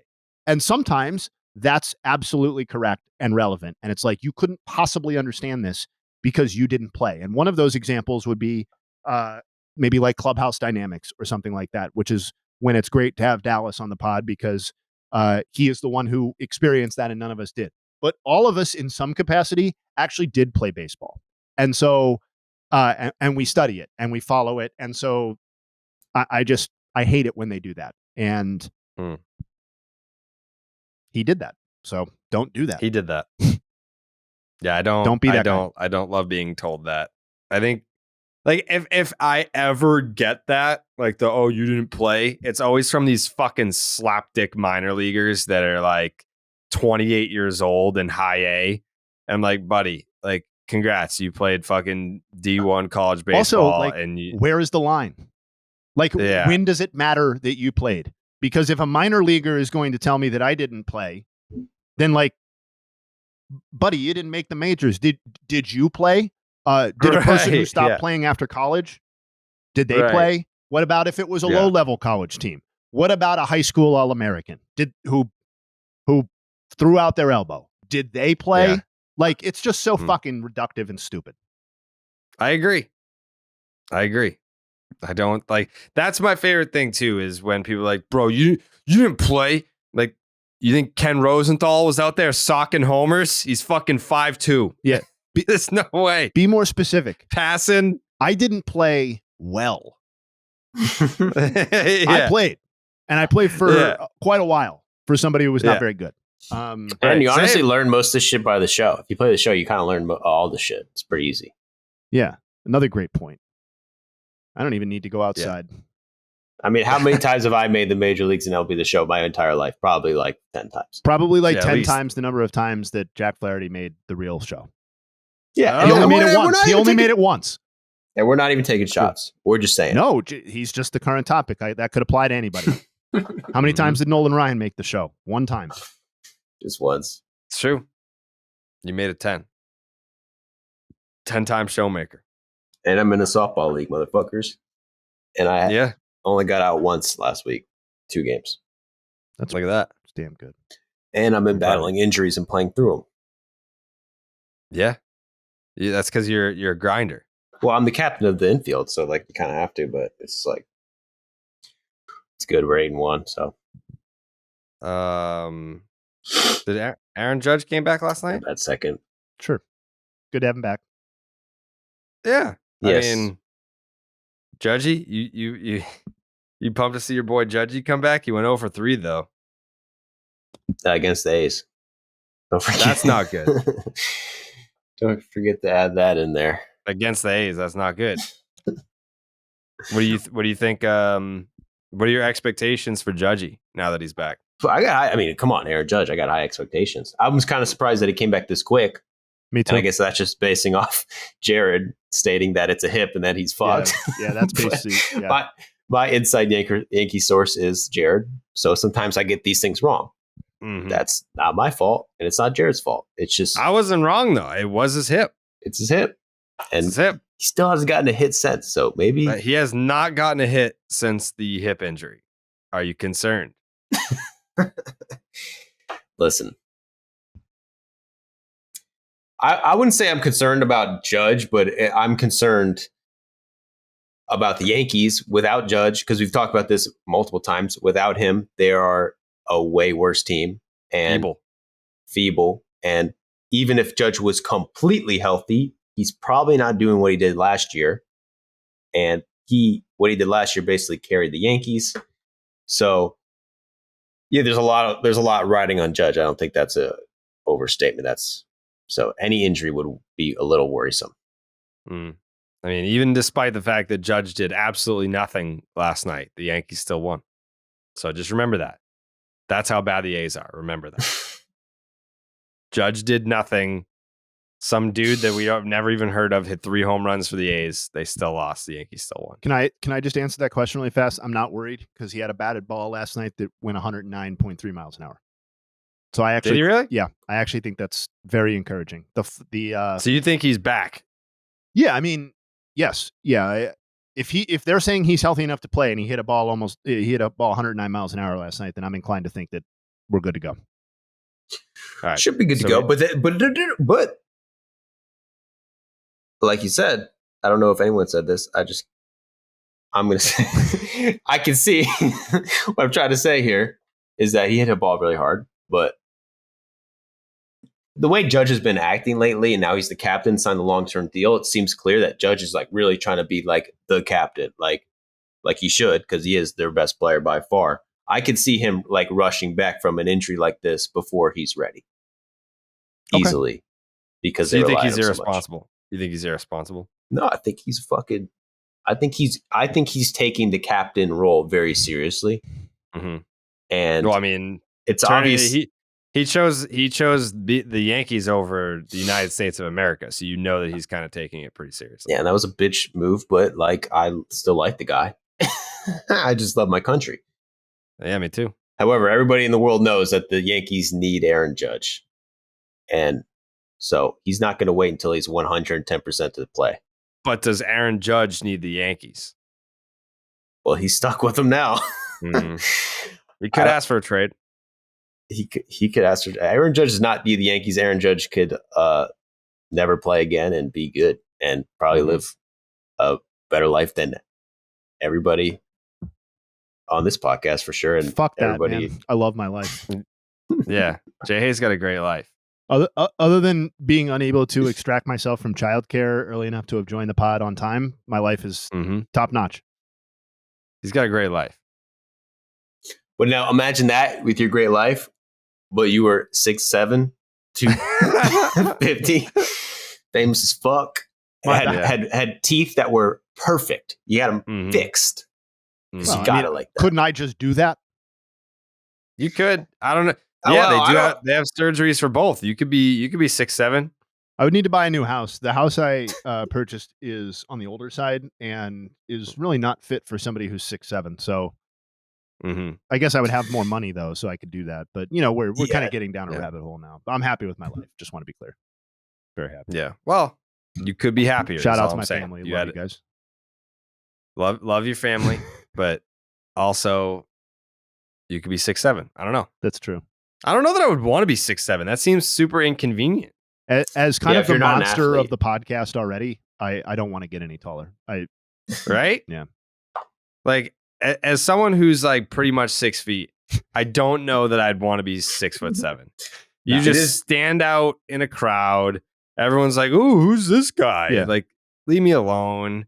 It's probably hurts just to get out of bed. Yeah. Plus, you got to have a super long, like Willy Wonka bed to even fit into your bed's got to be bigger. Like it probably costs more to get clothes because it's just more material that needs to cover your big stupid body. Yeah, you just got to wear like those boxy jeans because that's all that they have at the store.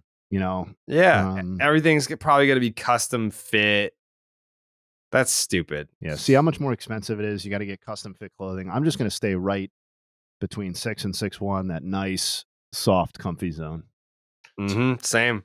I disagree because if I was 6'7", I would be in the NBA. I would be able to dunk. I would be in the major leagues at the same time, and I would pitch and I would hit if I was 6'7". And I would pitch and I would hit and play and dunk. Damn. Yep. Yeah. I mean, that's a wild assumption to make that just because you're 6'7" means you can pitch and hit. Like, well, do you think Richie Sexton could pitch and hit? No, but I could. That's the difference. Oh, okay. I'm saying me personally. Like you guys, you guys like your heights. I like my height too. But if I was 6'7", I wouldn't be here right now. I'd be in. You'd probably be in Japan. I don't know where the fuck I'd be. I'd be in the major leagues and in the NBA at the same time. That's why I'm confused right now. I'd be playing the playoffs and pitching and hitting. So I was 6'7". Just have like a doubleheader. Like you start against the Yankees, but you're also DHing, and then you have a playoff game that night. You get like a private jet to go to your playoff game to make the second half. Yeah, I'm point guard. You got to be there on time. Yeah. Good for you. I would love if you were able to do that. But baseball season's rolling. It's the best time of the year. There are games all day, every day. And when I'm watching all the games and recording all these podcasts every week, it can be tough to get a handle on it all. But thanks to Xfinity 10G Network, I can stay on top of everything. With Xfinity 10G, you can power an entire house full of devices with ultra low lag. So you and everyone that you know can stream every single game at the same time and never miss a pitch. And if you're on the go, Xfinity has your back with millions of Wi-Fi hotspots. Introducing the next generation 10G network only from Xfinity. The future starts now. Learn more at xfinity.com/10G. The only other item that I had on the rundown, which I don't even really care that much to talk about, is Wilson Contreras making his return to Wrigley. I I made the point that if you're one of those guys that gets booed and you acknowledge the boos by being like, boo me more, you're only acknowledging that your feelings are actually hurt. Yeah, I don't know how I would react to being booed. If I'm being honest, I don't like being yelled at by bosses and stuff like that. So I don't think I would be. I don't think I'd react. Like, how are you going to react? So you either need to be stone faced, right, and pretend like it's not happening, basically, or you need to lean into it. And I guess the most common way to lean into it is to, basically do what Contreras did, right? So I don't know. Like, you can't like cry. You can't just get like all sad about it. No, but it's almost like when people are like, this didn't hurt my feelings, but, and then they just go on like a rant about it. Like, yeah, it hurt your fucking feelings. Then let me say something. It would hurt my feelings, and it probably hurt Wilson Contreras' feelings too. I think that's what we're getting at. And I think that's natural. Like he's soft. No, I think it hurts more people's feelings than would tend to let on, because he's certainly not the first person to do the embrace thing. I can't. No. But not in that situation that I can recall. If like I was a member of a World to Series winning team that was like supposedly legendary and broke the curse and all that sort of shit and was going to be remembered forever and treated like royalty in the city and all this shit that they tell you is going to happen when you win a title. And then my free agency comes up and they basically tell me to get boned. We're not bringing you back, which by all accounts is more or less what happened. And their rival says, we'd like to give you $80 million actually to come be our catcher. And then they embarrass you right before you return to your old team by saying you're a shitty catcher, basically. And then you come back and the fans at Wrigley that you helped to win a World Series for boo you because you left for the only team that was going to give you money. It's not like the Cubs offered him $78 million and he left for the Cardinals for $80 million. The Cubs offered him basically nothing. So mixing all of that together, you know what I would do if I got booed? My feelings would be hurt and I would probably lash out. I was watching this and he really did. He also got a standing ovation when he came to the plate the first time. And I think when he hit it was a double to go ahead in the game, and he got he got some boos. A mix, yeah. It was and he did say some things about the Cubs. I think that's why they booed him, because that's exactly what I'm looking for right now, is because it wasn't that he left to go to the Cardinals. It was that after he left, he basically said, suck my dick. This is what he said. Yeah, I mean, this for me, I like this better. It's better organization. We all almost old school way, which I love it.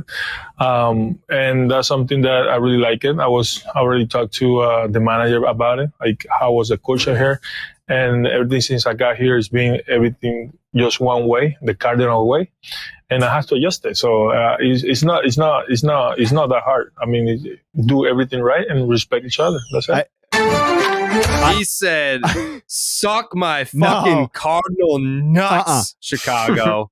That's what he said. No, let me tell you, I find him so relatable right now, because let me tell you something. If you'd asked me for a public quote after I left Barstool to go to Major League Baseball, right as I arrived at Major League Baseball and that first week, I would shudder to think of the quote that I would have given looking back on it now. I think it is totally understandable for Wilson Contreras to have been enthusiastic and excited about where he was relative to where he had been, which once again was a team that told him to basically get fucked. We don't want you. And who in the preceding 3 years or so prior to him leaving had devolved into something of a shit show bad team. Right. So I can totally get where Wilson is coming from. To me, it's a relatively tame comment to have issued coming off of how it played out with him in the Cubs. I think he could have been a lot more, not vulgar, but I think he could have been a lot more explicit in his distaste for that overall situation. And I find it totally understandable, I guess. But if he had a brain, he would know, I'm not hurting Cubs executives with these words. I'm hurting the fans. Like, if I say this organization is way better, trust me, The Cardinals, the Cubs' biggest rival, way better how they do it over here.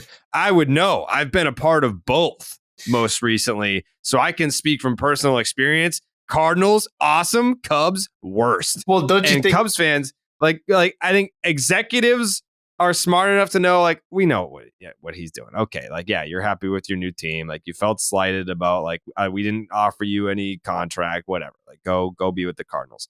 A Cubs fan is going to be like, this fucking traitor is betraying us. First of all, he left us, that traitor, and then he signed with the enemy, that traitor. Now he's saying that it's way better over there.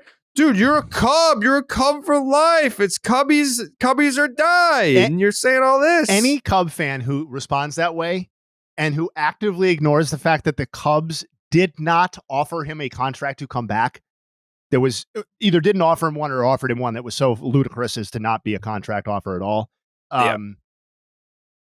Then they're being willfully ignorant about the situation. And correct. But you know that's the case though, because this situation is Johnny Damon light.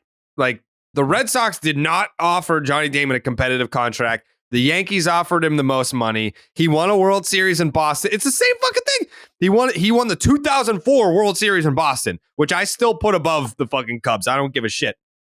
The Cubs is like 1B to 2004 is 1A. And so the most iconic championship was an integral piece of that. And then he goes to the team's rival after the team that he just played for did not offer a competitive contract, and the rival made the best offer. Johnny Damon got booed unmercifully when he came back. I would have the same on May response. 1st, 2006. If we were recording the podcast in 2006, I would have responded, hopefully, in the exact same way that I'm responding right now. I don't remember the contract negotiations probably as well as you do. So if the Red Sox really didn't make Johnny Damon a real offer, then I don't blame him for leaving, and I don't blame him for signing with the Yankees. And I don't either. And I'm not so naive as to think that fans are getting 100% informed before they decide who to boo at the stadium. Okay, like obviously not, dude. They don't give a fuck. No, dude, none of these fans hate Contreras. Dude. But I also people just boo because it's fun. But I also don't think that Contreras was surprised necessarily to be booed. I just think that, like, being booed in a stadium where you really thought that you had what was going to be something of a lifelong connection, I think that can be jarring. And I think there are only a certain number of ways that you're able to respond, because you can't turn it off. You can't turn it off like it's a TV. Like, you have to endure the booing while it's happening. So either stand there and pretend like it's not happening like an idiot, or say, you know what, fuck this, give it all to me. I'm in. Yeah, he's flexing, dude. And Go Contreras Wilson plays Contreras.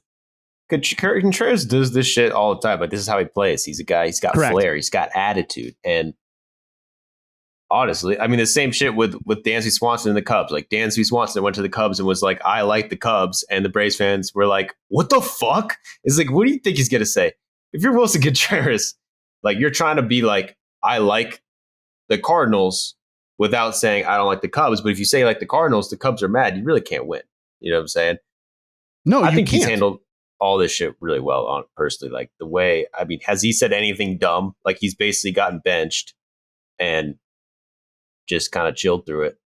And I was watching the Cubs game, and they were talking about on this broadcast, like,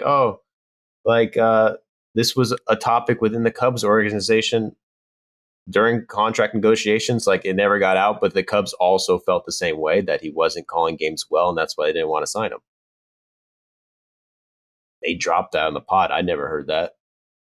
There's a lot of people throwing dirt on this guy. It's kind of crazy. I've been throwing dirt on this guy. Yeah, I'm digging it. I'm shoveling it off. I'm with you, Jay. I'm with you. I think I don't like him because he was a big enemy in my brew crew. So, all right. Any final thoughts? Joey, you first. I always go, I feel like. A final thought? No final thoughts. Wow.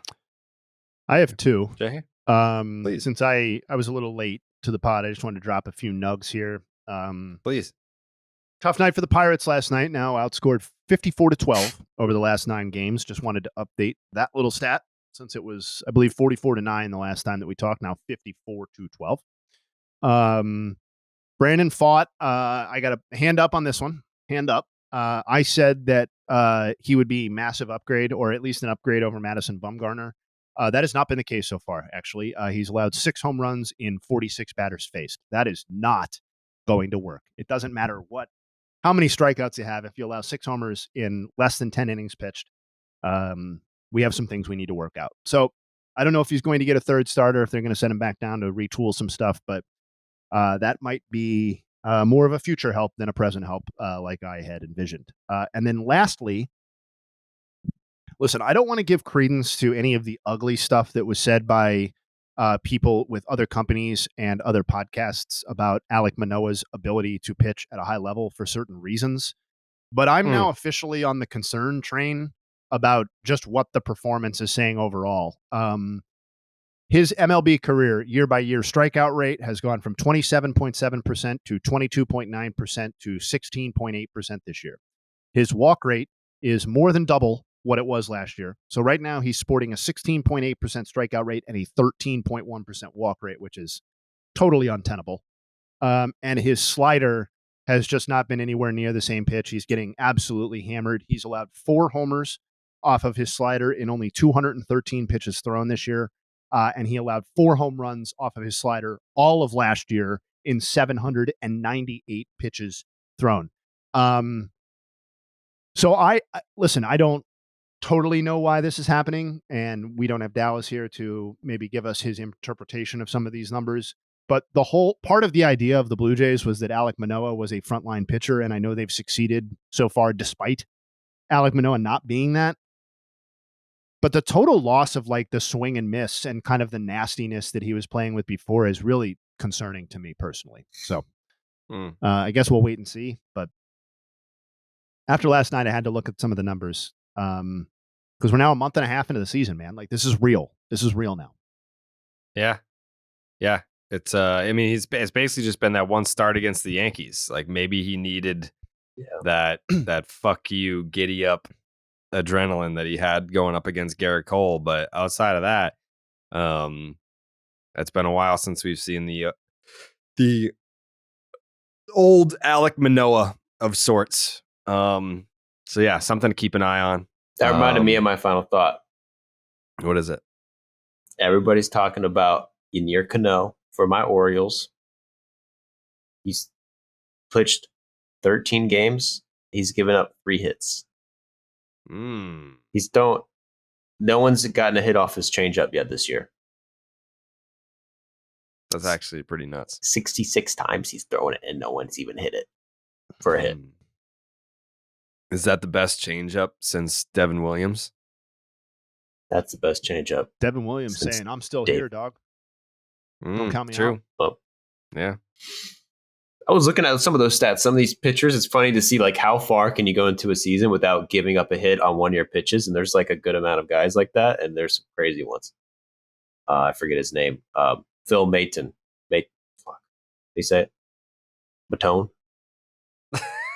Yeah, I think the accent's over the O. Yeah. Well, Matone. he's thrown like 130 curveballs and no one's hit it yet. It's pretty cool. Pretty cool. Good for him. Good for him. All right, we'll be back tomorrow with the Thursday episode of Baseball's Dead. Thank you for listening, and we'll see you then. We're gone.